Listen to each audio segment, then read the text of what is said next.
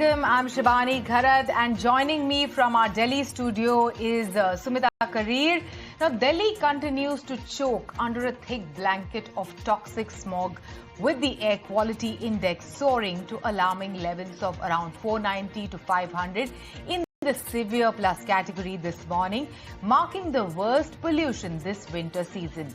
Authorities have invoked Stage 4 of Graded Response Action Plan, imposing strict curbs including a ban on construction activities, restrictions on truck entries except for essentials, and Delhi government direct schools to shift from hybrid to online mode up to class 5. Absolutely, Shibani. In fact, anti-smog guns, water sprinklers and enforcement teams are currently deployed under the government's winter action plan to combat dust and vehicular emissions. But with calm winds trapping pollutants and no major relief in sight, experts warn that these measures may fall short without stronger regional cooperation on stubble burning and long-term solutions. Stay indoors if possible, the authorities have cautioned. But it's a luxury that a large part of the population still cannot afford. To paraphrase a popular saying, we're all equal when it comes to air, and in this case, equally adversely affected by the foul air. So the big question, ladies and gentlemen, that we are asking on the show tonight is there a solution in sight to this critical problem? And is it high time that the administration introduced a breath of fresh air in dealing with this issue? In fact, before we delve into this discussion and touch upon several aspects of this discussion, we have my colleague Kritika with the latest updates from the national capital. Kritika, put into perspective these pictures that we are seeing of dense fog combined with pollution. You were talking about high-profile guests. We have fans also of the said high-profile guest who was in Delhi today. We had flight delays of Messi. It's also a very messed up day for Messi to also be in Delhi, what with the AQI being in severe plus category. You're both young. We keep hearing about how the lifespan is also reducing. What are your thoughts on pollution, and do you think the government is doing enough?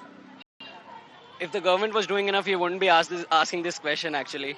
And talking about the Messi flight, he was supposed to be here by 3 o'clock. His flight was delayed by 1.5 hours because of fog. They gave the reason as fog, that he's not coming. And how long have you been out in Delhi? I've been out for 2.5, 3 months. And 2.5, 3 months. This is also coinciding with the time when Delhi sees its worst air.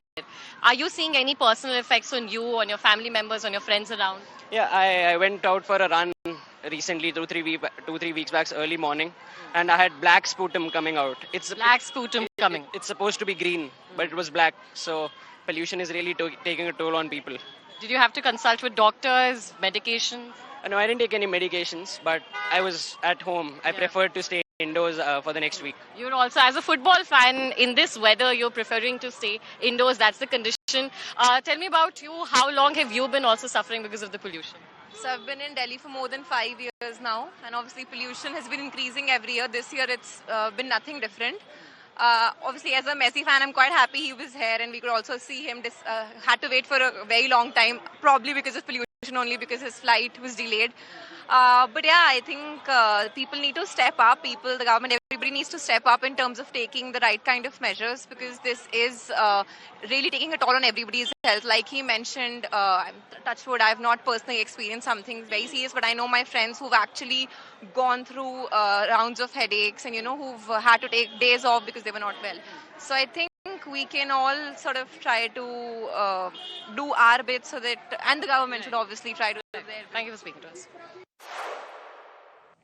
Absolutely. The air quality, Sumita, has gone, in cities from bad to worse. You're sitting there in Delhi. What has been, your, when you step out, how does it feel for you when you're stepping out of the studio while you're traveling from, work to home and from home to work? Sumita. Shibani, so for instance, this is not something that has recently happened, right? It's pathetic to just move out and breathe the, polluting air and of course, it's been going on since the past many months now. And when it began, because this smog season, this pollution season is nothing new. It happens every year, and that is the tragedy. That is the irony, that it happens every year, and still governments after governments have stated that, yes, we're going to be solving it, we're going to be fixing the pollution problem. However, the big fact is that none of the governments, both the Aam Aadmi Party government and the BJP government, have failed to address this very critical and crucial issue. Essentially, the breath and I of believe that the fresh same air is also getting replicated in Mumbai as well. It is, in fact. Even in Mumbai, the quality of air has gone down severely. So breath of fresh air has become sort of a luxury for all of us. So is there a respite at all? To discuss this, we are joined in by Kalyani Tembe, who's the Deputy Program Manager, Clean Air and Sustainable Mobility, and also joined in by Dr. Vinayak Agarwal, Senior Director, Cardiology, Fortis, Gurgaon. My first question to you is to you, Kalyani.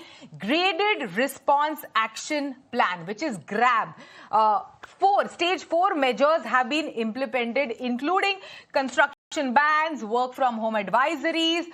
They are implemented every year. Yet the crisis persists. Do these reactive emergency steps merely mask the illusion of action that is truly needed? GRAP is not a solution, is not a permanent solution. Like it is like an emergency boat that we use when we are already drowning. So we cannot consider GRAP as a solution or a permanent solution for Delhi's air pollution crisis, but rather a year-round action and sectoral action with coordinated regional cooperation is what will actually bring about the change that we are expecting. The way we treat GRAP right now, that it is the solution, it will solve our problem. It won't solve our problem. It's like we are treating the symptom, but not the disease.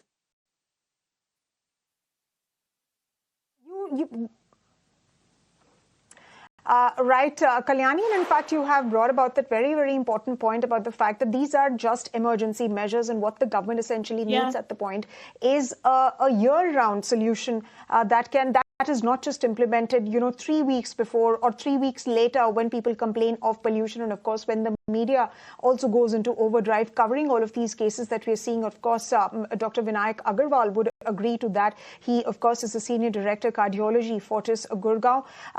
Doctor, help us understand the kind of cases that you're getting, because, several reports that have been published, they state that air pollution is not just related to issues with your lungs, not just is related to burning of your eyes or your throat getting, choked up, but it is very much related to your blood pressure and eventually how your heart functions.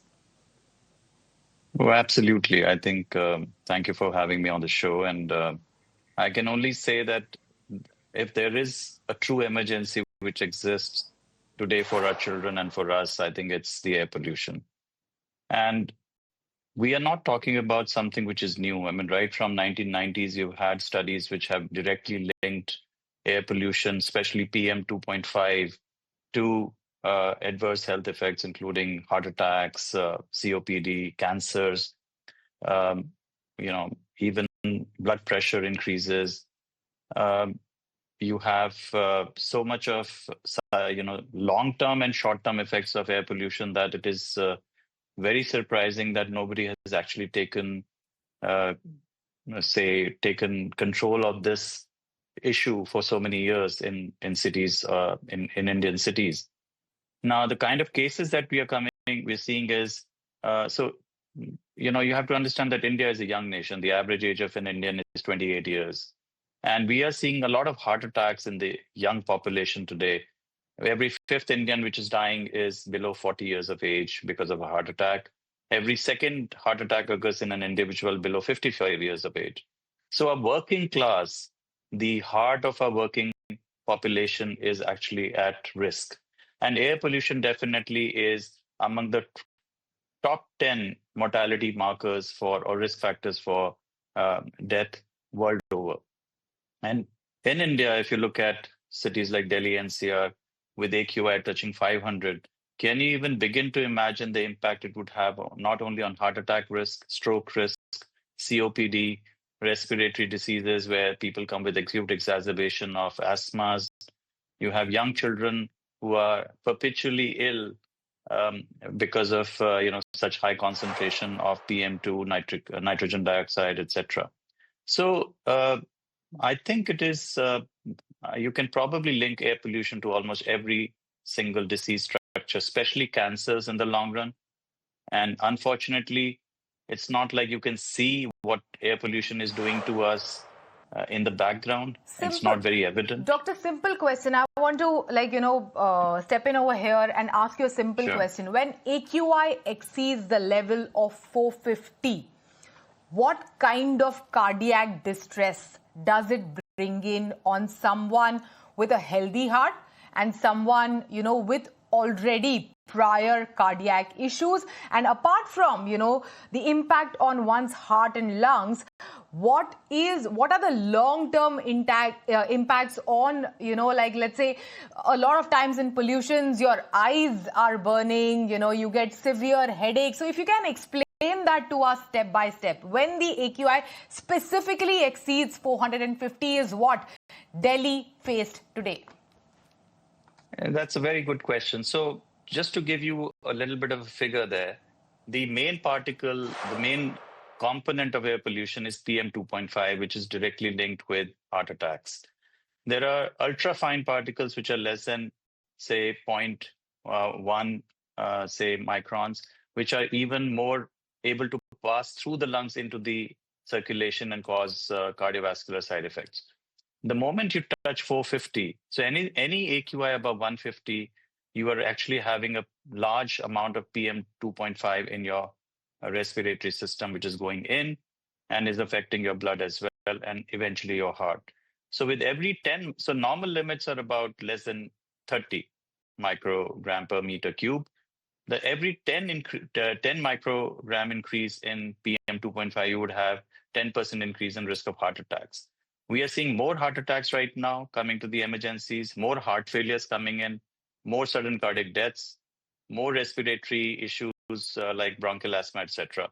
People who have a pre-existing cardiac disease are at much more risk because a lot of times they come with a combination of respiratory and cardiac issues together and are much more sicker than what otherwise they would be. Right, Doctor. Let me ask you and bring you in, Ms. Thembe, Kalyani Thembe. Now, you must have also seen that countries like Singapore, Canada, and the United States have issued advisories to the citizens. And in fact, they've gone on to issue these advisories, travel advisories, on account of not any massive or major activity. It's nothing related to terrorism. It's nothing related to safety issues, but it is related to the air pollution condition in the national capital. It really then goes on to say the government's approach to tackling pollution. But what message does this send out to the world that a country which wants to become Viksit Bharat by 2047 cannot solve the problem of bad air, something as basic as bad air? We are right now not able to solve this problem, but we cannot lose hope that we can never solve this problem. But yeah, that does show that just how bad our air pollution situation is right now. Like if developed countries are issuing advisories to not travel to India, which means how much of toxic pollution that we, the citizens of this country, are actually inhaling. Now, when you and I are talking, we have the luxury of sitting in our house and doing this conversation, or not going to work. But as doctor also pointed it out, this exposure has been there for the longest time, and it starts at 150 AQI level itself. And if you think about people who do not actually have the option of sitting at their home, the people who have to get out, who have to work daily wage workers, or somebody who is working on other construction sites or similar things, they are also affected equally. So while what you were saying that these other countries have issued advisories, it is actually throwing a light on things that we already know. Things are bad and we have to work on it to make it better. And saying that we cannot make it work, it's actually it's not an optimistic way to look at it. But I think if we work on sectoral interventions, as I'd also said earlier, if we look at sectoral interventions like vehicular pollution, like CND pollution and all of these different ways through which pollution is getting, the quantum of pollution that is getting added to the air, we can bring about the change. As Beijing, if Beijing can bring about change, why can't Delhi NCR? Rightly said so. But if Beijing can bring about the change, why can't Delhi NCR? But my question to you, Kalyani Thembe, is there is often, especially in the case of Delhi, there is often a blame game between Delhi government and the neighboring states. From a managing and, let's say from a management and a policy perspective, according to you, where does the buck stop? Like, who should take onus for this? Which single authority, according to you, has the mandate and is failing us in this case? It would be wrong to put the blame on one single entity at this point, because see, as in the US, they had faced a similar issue. Then later they had this policy or framework called as wherein the neighboring or the upwind states will be responsible for the pollution in downwind state, and their attainment levels won't be reached until and unless the downwind states or the states they are passing on that pollution to have also reached the attainment. So here, like putting a blame on one single state, or may it be the neighboring state, or may it be the Delhi NCR area, it is actually wrong, because it is a collective responsibility. Now, Indo-Gangetic Plain it's an region, it's an air pollution hotspot. It is entire region that gets affected by air pollution, and because it's a transboundary air pollution, putting the blame on one single state would be wrong, but then absolving of any state would also be equally wrong. It is a collective responsibility. Like, for example, in Delhi during winters, 70% of the pollution is coming from neighboring states. 30% of pollution Delhi itself is responsible. And this is just the case for during winters. Now, for other seasons, this situation might be different. The point of saying that is regional cooperation is what is required right now. We cannot sit and put the blame on any one state or any one country for that matter. Even the neighboring countries are getting blamed most of the times, but doing that will only delay the actual action. Right, Kalyani, while a cohesive and comprehensive effort at combating air pollution is needed, but at the moment, you do have, Delhi is run by BJP. At the center is also BJP. So BJP is where the buck should stop with. And of course, the chief minister should definitely crack down on all elements that are causing pollution. In fact, what we've noted in the past couple of months here in New Delhi is the fact that, the government took a lot of time before invoking these very, very stringent measures.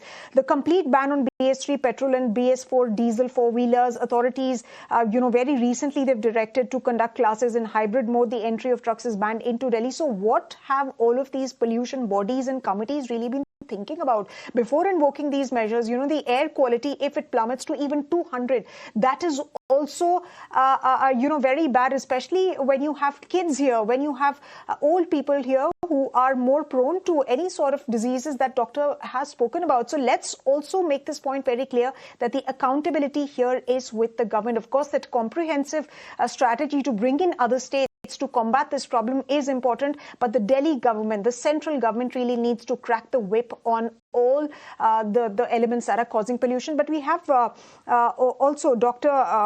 Again joining us, Dr. Vinayak Agarwal. Let me also bring in your attention to some data that we've gathered, some stats. Now, Delhi's air drove 2 lakh respiratory illness cases in 3 years, and that's according to what government data has presented. This, of course, is between the time period of 2022 to 2025. Now, these figures could be much higher this year, but as a medical practitioner and as somebody who has seen, these cases constantly come to you and, of course, to your colleagues, would you, as a medical practitioner, believe this data that's come out? And second part to my question is, how can we protect ourselves when you spoke about the kind of cardiac issues that people as young as, perhaps in their 40s and people below 50 are also getting these cardiac arrests, then how can we protect ourselves? So, it's a complex scenario here. if you look at the data that you just quoted, I'm pretty sure it's an understatement. So let's take it like this: if we have 2.5 crore people in Delhi, we are all exposed to this air pollution. All of us would have some varying degree of respiratory illnesses, whether it's say a running nose, whether it's congestion, whether it's a full-blown bronchial asthma, etc. The point is, the priorities are missing. We have not prioritized looking at air pollution with the same level as we look at, say, diabetes or hypertension or heart failure or HIV or tuberculosis.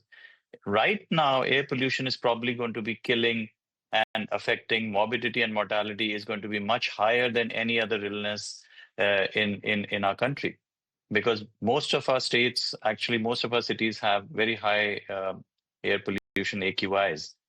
Having said that, let's take an example of runners, the endurance runners who run marathon, who are practicing in the in early morning air who are running.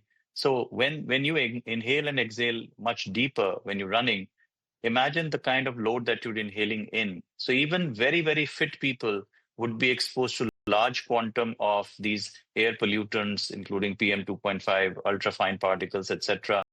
And one of the causes, which I don't think we can prove it right now, but I'm sure if there is more research, the sudden cardiac death risk, which we see in the very fit people, could also be linked to air pollution.